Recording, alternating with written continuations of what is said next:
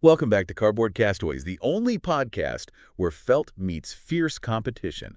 Wahoo! Get those dual discs ready, folks, because today we're diving deep into the mystical, The magics. the mind-boggling world of, Tool structure. dual structure. That's right. We're cracking open the official rule books, those Yu-Gi-Oh! For Dummies guides that parents desperately cling to, even venturing into the wild world of Wikipedia. Ooh, Wikipedia. No stone will be left unturned.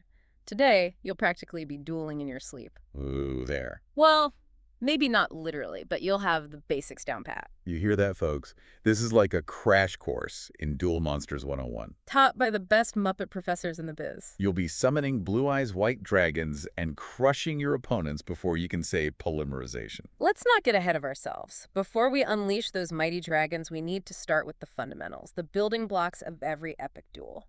Okay, so back to basics. Like, what do I even need to start a duel? Is it like those old cowboy movies where we walk 10 paces, turn, and draw? Not quite. Though a dramatic standoff does add a certain flair to the game. You'll each need a carefully crafted deck of 40 to 60 cards, your very own army of duel monsters ready to clash. Whoa, hold on. Yeah. 40 to 60 cards. That's more cards than I have jokes, and I've got a lot of jokes. Yay. How do we even begin to make sense of all that cardboard chaos? Fear not, my fuzzy friend. Think of a Yu-Gi-Oh! Deck as a finely tuned machine. A symphony of monsters, spells, and traps, each card playing a specific role in your overall strategy. Strategy, you say? Okay, that sounds a bit more up my alley. I'm a master strategist. You know, like when I strategically choose the fluffiest, most marshmallowy pillow on the couch. Pure genius, I tell you. Yeah. But back to these decks. You mentioned different types of cards. Precisely. Your main deck is your primary force, packed with monsters, spells, and traps that you'll use throughout the duel. But then there's the extra deck, a place for powerful monsters that can be summoned under special conditions. They're like the heavy hitters, the game changers. With game changers. Sounds intense. Is that like when I strategically change the channel when someone else is watching TV? Game changer indeed. Well, the extra deck is a bit more complex than that. And then, of course, there's the side deck, your secret stash of 15 cards. You can swap cards in and out between duels to counter your opponent's strategies. Ooh, counter strategies. Yeah. Love it. So it's like when I strategically borrow a cookie from my roommate's stash and replace it with a less delicious one. They never notice. Pure genius. Well, I admire your cunning. The side deck is a bit more about tactical advantage than cookie thievery. All right, fine. No cookie analogies. But hey, before we get lost in the strategic depths of deck building, let's make sure our listeners are prepped for the duel itself. An excellent point. Apart from your deck, you'll need a few essential supplies, Okay? sleeves to protect those precious cards, a trusty card case to keep everything organized, and maybe a snazzy playmat to set the stage for your cardboard battles. Ooh, a playmat. Now you're talking my language. Mine's got glitter and fuzzy dice. It's all about style points, am I right? Style is important, but functionality reigns supreme. Oh, and don't forget something to keep track of life points. A pen and paper or a calculator will do. Life points. Those sound important. Do they, like, determine if my monster gets a backstage pass to the Yu-Gi-Oh! Concert? Not exactly. Life points are the measure of your, well, dueling life. Ooh. You start with 8,000, and every time your monsters take damage or you get hit by a card effect, you lose life points. The first duelist to reach 0, well, they lose. Ooh, a race to 0. Sounds intense. It's like a high-stakes game of, what's a game where you lose points? Let's move on, shall we? Righto, so we've got our decks, our supplies, our life point trackers, And of course. our fabulous Muffet smiles. Are we ready to duel? Almost. Imagine this. You and your opponent are facing each other, cards shuffled and ready to unleash. Before you dive into the heart of the duel, you need to determine who goes first. Ooh, a coin toss. I call heads. Or maybe tails. What's the better strategic choice? Actually, in official tournaments, a die roll determines the starting player. A die roll, huh? Well, in that case, I roll. A 7? Wait. A standard 6-sided die will do just fine. The player with the higher roll gets to choose whether they go first or second. Ooh, a choice. Now that's strategic. Do you go first and set the pace? Or hold back and react to your opponent's moves? So many possibilities. Makes you think. It certainly does. Once the starting player is decided, you both draw 5 cards from your decks. This is your starting hand, the tools you'll use to launch your initial attack, or mount a cunning defense. 5 cards. 5 glorious cards. Hey! Okay, so we've got our starting hands, butterflies in our stomachs, hearts pounding with anticipation. I think you're projecting a bit there. Maybe, but hey, dueling is serious business. It's like a theatrical performance, a game of chess with monsters and magic. Speaking of which, how do we actually play this game? Take us through the rounds. Ah, yes. The duel itself is divided into phases, each with its own unique set of actions and strategic possibilities. It's a structured dance of summons, spells, traps, and of course, epic monster battles. Ooh, a structured dance, you say. I've got 2 left feet, but I'm a whiz with cardboard. So what are these phases? Hit us with the details. Well, first things first, we start with the draw phase. Simple enough, right? Each player draws 1 card from the top of their deck, adding to their hand and expanding their tactical options. Got it. Draw a card, boost our hand, prepare to dominate. But hold on. You said each player draws a card? Even the player who goes first.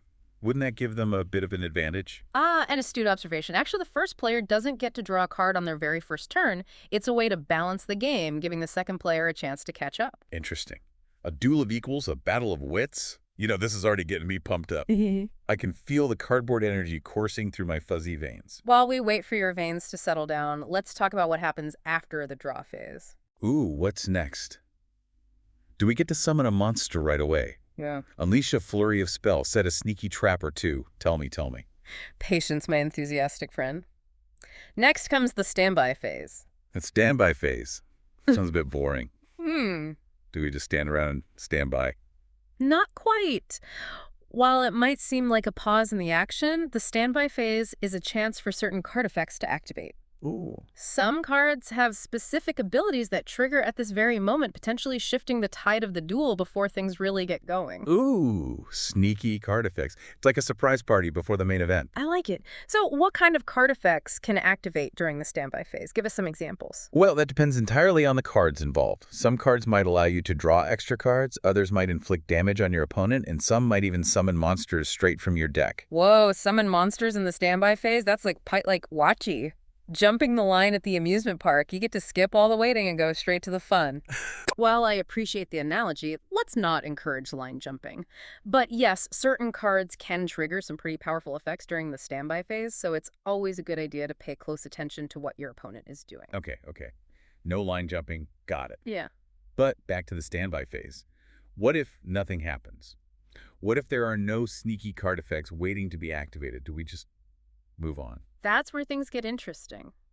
Even if there are no specific standby phase effects in play, you still have the option to activate a quick play spell or trap card. Ooh, quick play spells. Those sound, well, quick, like those instant ramen noodles. Just add hot water and bam, you got a delicious, strategic... Wait, where was I going with this? Quick play spells, as the name suggests, can be activated pretty much any time, even during your opponent's turn, adding a whole new layer of strategy to the game. Okay, quick play spells. Got it.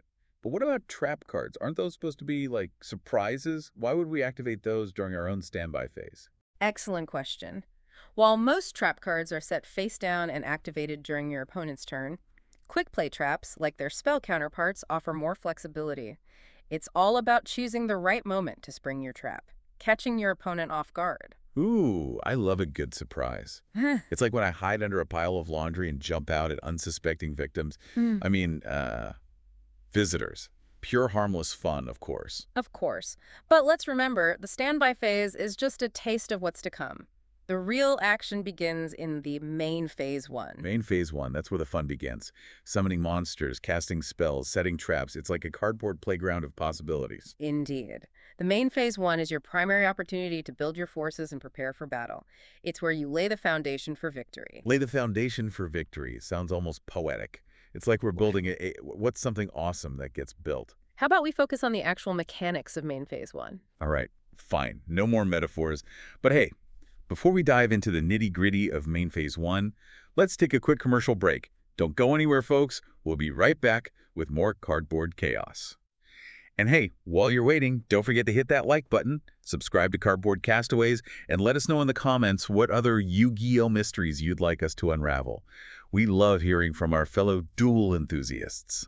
Welcome back, duelists. I trust you've stretched your fingers, prepped your decks, and are ready to delve into the heart of main phase 1. Ready to rumble. So what can we do during this magical main phase?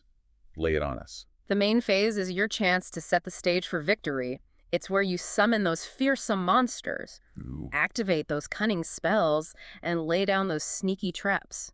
Think of it as orchestrating your very own cardboard symphony of destruction. A symphony of destruction. I love it. But let's start with the basics. Yeah. How do we summon these mighty monsters? Do we just, like, shout their names and hope they appear? While enthusiasm is always appreciated, summoning a monster is a bit more structured than that. You see, there are two primary ways to bring a monster into the duel: normal summoning and setting. Ooh, normal summoning and setting. Ah. Sounds fancy. What's the difference? A normal summon brings a monster onto the field face up in attack position, ready to charge into battle. It's like sending your star player onto the field, ready to score the winning goal. Okay, so normal summoning is like unleashing the beast. What about setting? Does that involve, like, setting a trap for my opponent's monster, luring them into a carefully crafted cardboard ambush? Clever, but not quite. Setting a monster places it face down on the field in defense position. It's a more strategic approach, concealing your monster's identity and stats until the perfect moment to strike. Ooh, a hidden monster. It's like a surprise guest at a birthday party. Nobody expects it, and then, bam, confetti and chaos. Perhaps a less chaotic analogy is in order. Think of it like playing a game of poker. You don't want to reveal your hand too early. You want to keep your opponent guessing, waiting for the opportune moment to unleash your power. Okay, I get it. Keep your monsters hidden, your strategies secret, your confetti cannons primed. Wait, where was I? Yeah. All right, summoning and setting. But hold on, can we just summon as many monsters as we want during the main phase? Is there like a limit? An excellent question. There's a crucial rule you need to remember. You can only use normal summon or set one monster per turn. Oh. So choose wisely, my friend. Every summon counts. One monster per turn. Okay, I can handle that. It's all about quality over quantity, right? Like choosing the perfect rubber ducky for your bathtub armada. Only the most seaworthy ducks deserve a spot in my fleet. While your bathtub adventures sound fascinating, Yeah. let's return to the duel. All right, back to business. So we can summon or set one monster per turn. Got it. But what about those other monsters you mentioned? The ones in the extra deck? The game changers? How do those bad boys get into the action? Ah, yes. The extra deck monsters. They're a breed apart, powerful creatures that can only be summoned under specific conditions. They're not your everyday foot soldiers. They're the elite forces, the special ops of your dueling army. Elite forces, special ops. Okay, now you're talking my language. So how do we call in these elite reinforcements? Do we, like, send up a flare, use a secret decoder ring? Close, but not quite. Summoning an extra deck monster requires a special summon. These summons are a bit more complex, involving specific rituals, sacrifices, or even combinations of monsters on the field. Whoa, sacrifices. Rituals? It sounds like we're summoning something out of a spooky storybook. Do we need to chant ancient incantations? Draw pentagrams on the playmat? While some duelists might add a bit of dramatic flair to their special summons, the actual process is a bit more straightforward. Each type of special summon has its own set of rules and requirements. It's like following a recipe for a particularly delicious and powerful monster. Recipe for monsters. Okay, that I can get by. So what kind of special summons are there? Give us the rundown. Well, they're fusion summons, where you combine specific monsters to create a powerful fusion monster. Then there are synchro summons, which involve turning a tuner monster with another monster to summon a synchro monster.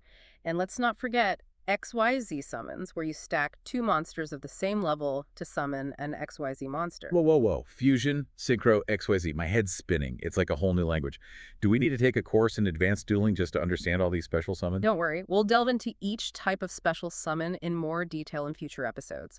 For now, just know that they're a crucial part of the game, offering a pathway to summoning incredibly powerful monsters that can turn the tide of any duel. Okay, special summons. Powerful monsters. Got it.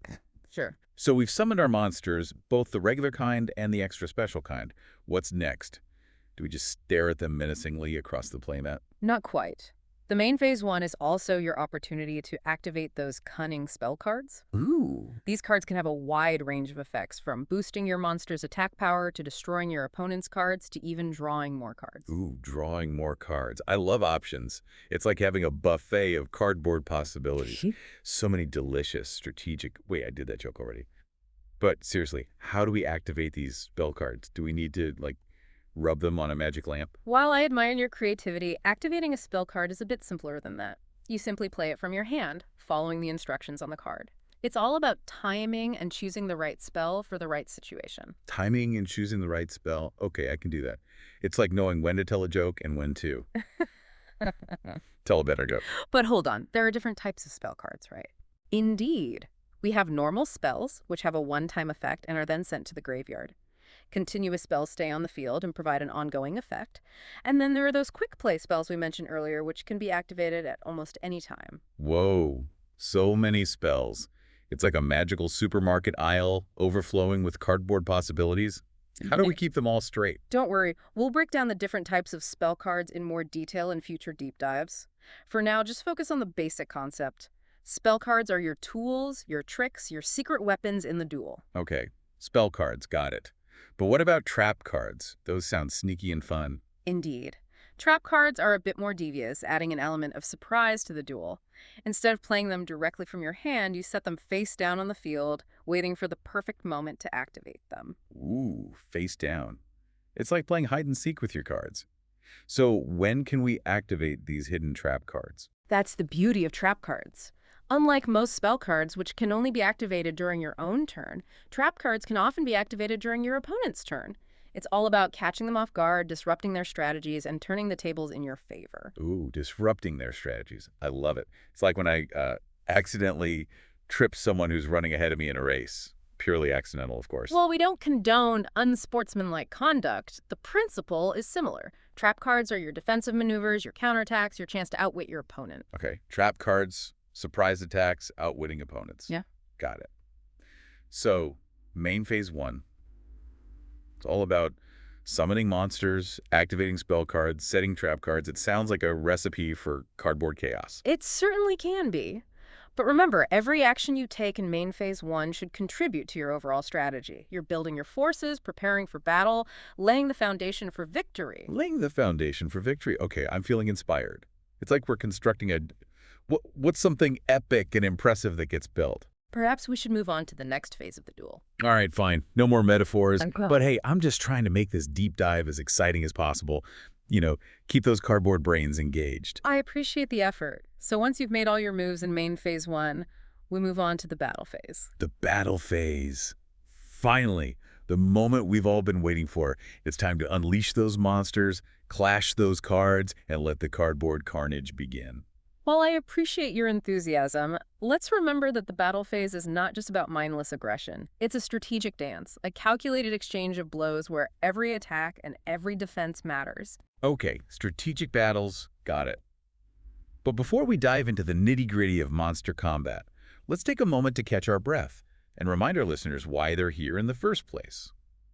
You're listening to Cardboard Castaways, the only podcast brave enough to explore the depths of Yu-Gi-Oh! Duel structure. And hey, while you're taking a mental break, why not hit that like button, subscribe to our channel, and let us know in the comments what other Yu-Gi-Oh! Topics you'd like us to tackle. We love hearing from our fellow duelists.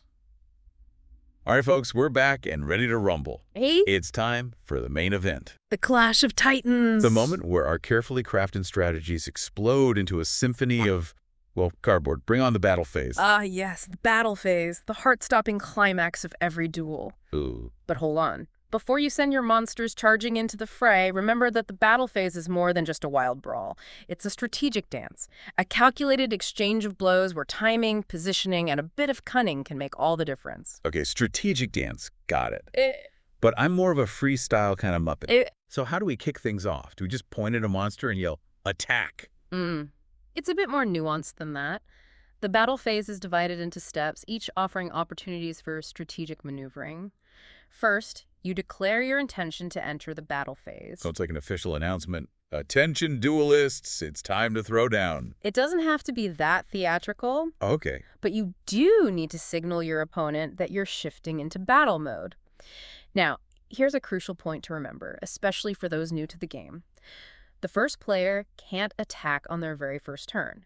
It's all about balance, you see, giving the second player a chance to build their defenses. Right. Fair play and all that. Got to give everyone a chance to shine. Even the poor soul who rolled a lower number on that fateful die. But what about the rest of us? Once we've declared our battle intentions, how do we actually attack? That brings us to the battle step. Here, you choose one of your monsters in attack position and select an opponent's monster to attack. Think of it like a general choosing which battalion will lead the charge. Ooh, choices. Yeah. So many targets. It's like a cardboard buffet of destruction. But hold on a second. What if my opponent doesn't have any monsters on the field? Can I just send my monsters straight for their life points? A direct hit. Excellent question. That's precisely what you can do. Really? It's called a direct attack. If your opponent's field is empty, your monster can bypass their defenses and strike directly at their life points, bringing them closer to defeat. Direct attack. Now that's I'm talking about no mercy for those who stand in the way of my cardboard domination. But wait, what about defense position? When do those face-down monsters get to shine? an excellent point. When an opponent attacks a face-down monster, it's flipped face-up, revealing its stats and allowing for damage calculation. Ooh, a dramatic reveal. Yeah. It's like when those masked wrestlers finally take off their masks. The crowd goes wild. Yeah. But hold on, how does this damage calculation thing work? Is it like a super secret formula passed down through generations of duel monsters masters? It's not quite that mystical, but it does involve a bit of math. Essentially, you compare the attacking monster's attack points with the defending monster's either attack points or defense points, depending on its battle position. Okay, comparing stats, got it. Hmm. But what happens if, let's say, my monster has 1,500 attack points and attacks my opponent's monster with 1,000 defense points?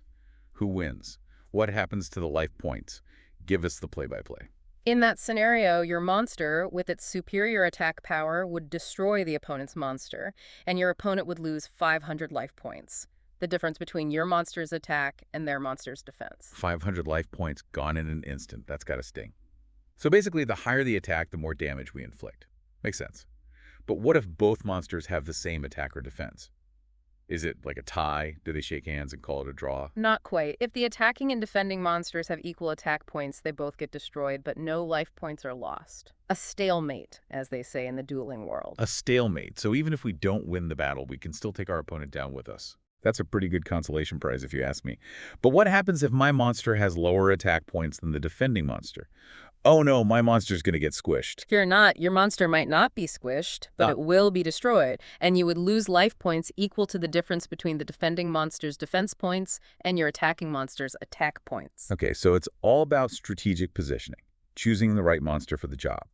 Attack position, defense position. It's like playing a giant game of cardboard, rock, paper, scissors. Makes you think. Indeed. And remember, each monster can only attack once per battle phase, so choose your targets wisely. Got it.